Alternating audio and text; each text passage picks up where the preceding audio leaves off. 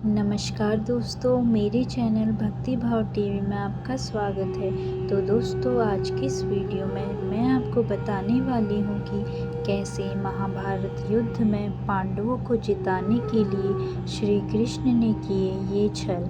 महाभारत में भगवान विष्णु के अवतार श्री कृष्ण को बहुत ही चतुर और सभी कलाओं का जानकार बताया गया है। श्री कृष्ण ने कई बार चतुराई का उपयोग करते हुए ऐसे काम किए जिन्हें छल माना जाता है।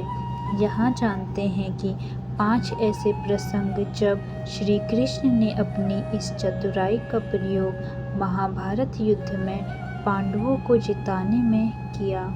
पहला, अर्जुन को ऐसे बचाया कर्ण के दिव्यास्त्र से।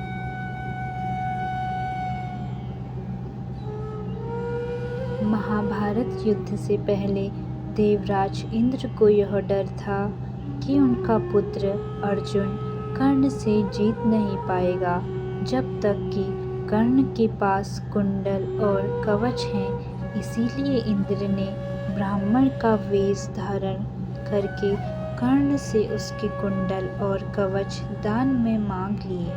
कर्ण के इस दानी स्वभाव से इंद्र प्रसन्न हुए और उन्होंने उसे एक दिव्यास्त्र दिया था।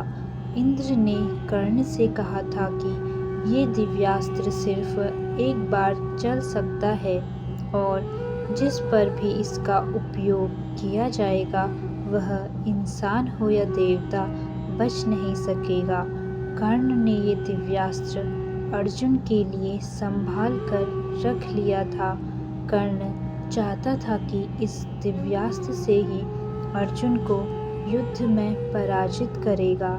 श्री कृष्ण ये बात जानते थे कि कर्ण के पास जब तक ये दिव्यास्त्र है पांडव कौरवों को हरा नहीं सकते हैं और इस दिव्यास्त्र के रहते अर्जुन भी कर्ण का सामना नहीं कर पाएगा। इसीलिए श्री कृष्ण महाभारत युद्ध में भीम के विशालकाय पुत्र घटोत्कच को ले आए। घटोत्कच के युद्ध में आते ही कौरव सेना में हाहाकार मच गया। कोई भी योद्धा घटोत्कच का सामना नहीं कर पा रहा था। तब दुर्योधन के कहने पर कर्ण ने इंद्र के दिव्यास्त्र का उपयोग किया और घटोत्कच को मार दिया। इस प्रकार श्री कृष्ण ने कर्ण के दिव्यास्त्र का उपयोग करवा दिया और अर्जुन को बचा लिया।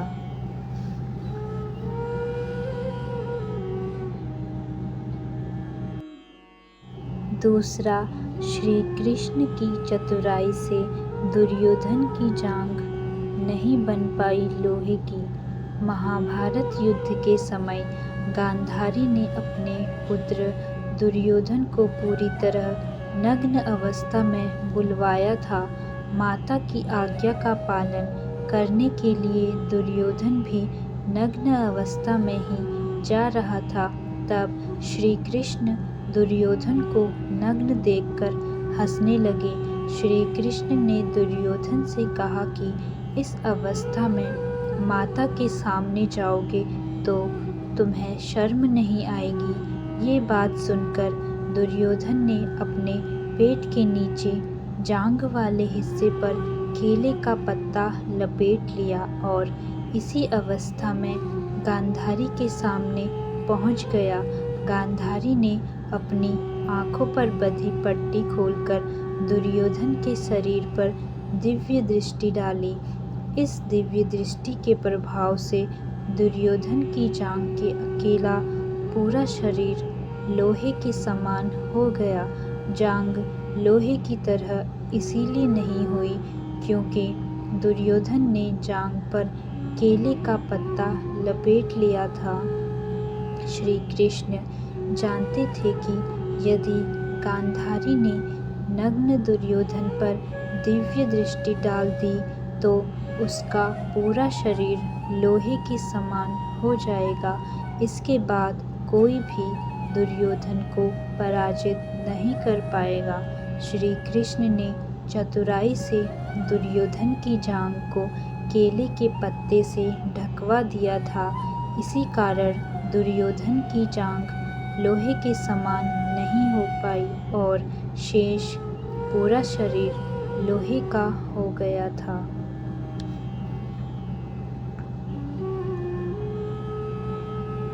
तीसरा, दुर्योधन की जांघ पर प्रहार करने के लिए श्री कृष्ण ने उकसाया भीम को। युद्ध में भीम और दुर्योधन का आमना सामना हुआ।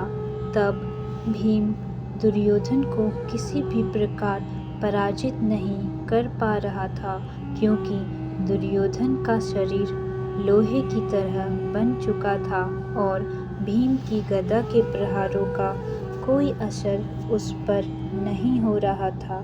यह देखकर श्री कृष्ण ने दुर्योधन की जांघ पर प्रहार करने के लिए भीम को इशारों में उकसाया। इसके बाद भीम ने दुर्योधन की जांघ पर प्रहार किया, जिससे दुर्योधन घायल हो गया। सिर्फ दुर्योधन की जांघ ही लोहे की तरह नहीं बन पाई थी।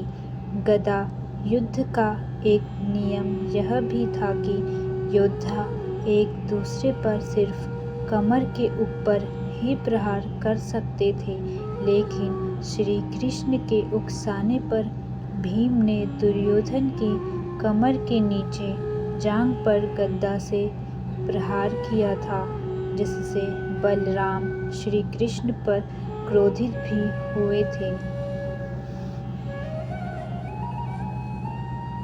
चौथा, जयद्रथ को इस चतुराई से लेकर आए अर्जुन के सामने। महाभारत युद्ध में जयद्रथ के कारण अकेला अभिमन्यु चक्रव्यूह में फंस गया था और दुर्योधन आदि योद्धाओं ने एक साथ मिलकर उसे मार दिया था। जब ये बात अर्जुन को पता चली तो उसने प्रतिज्ञा कर ली थी कि अगले दिन सूर्यास्त से पहले जयद्रथ का वध कर दूंगा। यदि ऐसा नहीं हुआ तो स्वयं अग्नि समाधि ले लूंगा। इस प्रतिज्ञा के बाद अगले दिन पूरी कौरव सेना जयद्रथ की रक्षा के लिए तैनात कर दी गई। सभी जानते थे कि किसी भी प्रकार जयद्रथ को सूर्यास्त तक बचा लिया तो अर्जुन खुद ही अपने प्राणों का अंत कर लेंगे। अर्जुन के बिना कौरव आसानी से पांडवों को हरा सकते थे। जब काफ़ी समय तक अर्जुन जयद्रथ तक नहीं पहुंच पाया तो श्री कृष्ण ने अपनी माया से सूर्य को कुछ देर के लिए छुपा लिया, जिससे ऐसा लगने लगा कि सूर्यास्त हो गया। सूर्यास्त समझकर जयद्रथ खुद ही अर्जुन के सामने आ गया और हंसने लगा। ठीक उसी समय सूर्य पुनः निकल आया और अर्जुन ने जयद्रथ का वध कर दिया।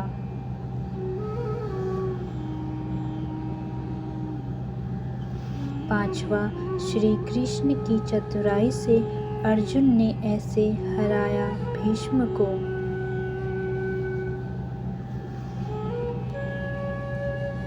महाभारत युद्ध की शुरुआत में ही कौरव सेना के सेनापति पितामह भीष्म ने पांडवों की सेना में तबाही मचा दी थी। उस समय पांडवों के लिए ये जरूरी हो गया कि किसी भी तरह पितामह भीष्म को पराजित किया जाए। भीष्म को पराजित करना बहुत मुश्किल था, इसीलिए श्री कृष्ण युद्ध में शिखंडी को लेकर आए। शिखंडी पूर्व जन्म में अम्बा थी, जो भीष्म से बदला लेना चाहती थी। भीष्म ये बात जानते थे कि शिखंडी स्त्री से पुरुष बना है, इसीलिए भीष्म उसे स्त्री ही मानते थे। युद्ध में श्री कृष्ण ने शिखंडी को अर्जुन की ढाल बनाया। शिखंडी को सामने देखकर भीष्म ने शस्त्र रख दिए, क्योंकि वे किसी भी स्त्री के सामने शस्त्र नहीं उठा सकते थे। इसका फायदा उठाकर अर्जुन ने शिखंडी के पीछे से भीष्म पर बाणों की बारिश कर दी और भीष्म बाणों की सैया पर पहुंच गए। तो दोस्तों, कैसी लगी यह वीडियो कमेंट करके ज़रूर बताएं और ऐसी ही बहुत सारी कहानियों, कथाओं और जानकारियों को सुनने के लिए मेरे चैनल को सब्सक्राइब करें। धन्यवाद।